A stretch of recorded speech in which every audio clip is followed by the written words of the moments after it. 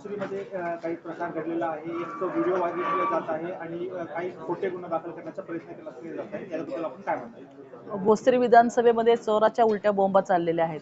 म्हणजे पैसे वाटतात भारतीय जनता पार्टीची सगळी लोक आणि आरोप करतायत तो महाविकास आघाडीच्या उमेदवारावरती.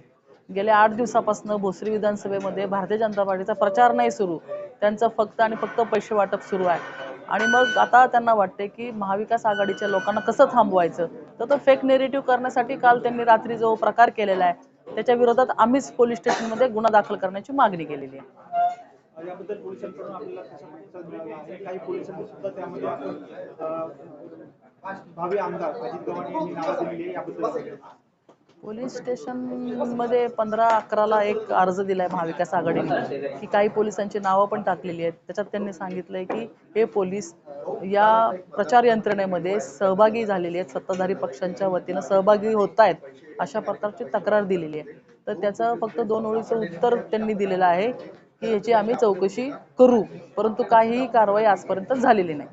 प्रशासकीय यंत्रणांकडून आपल्याला हवा तसा प्रतिसाद मिळत नाहीये, तर यातून आपल्याला असं वाटतं की प्रशासकीय यंत्रणांवर काही दबाव आहे? निश्चितपणे तो त्यांच्या कृतीतनं नाही तर त्यांच्या चेहऱ्यावरनं सुद्धा दिसतो की जेव्हा आम्ही तक्रार करतो त्यावेळेस त्यांच्या चेहऱ्यावरती प्रश्न असतो आणि कदाचित ते उत्तरही त्याचं परफेक्टपणे देऊ शकत नाही असं आम्हाला वाटतं.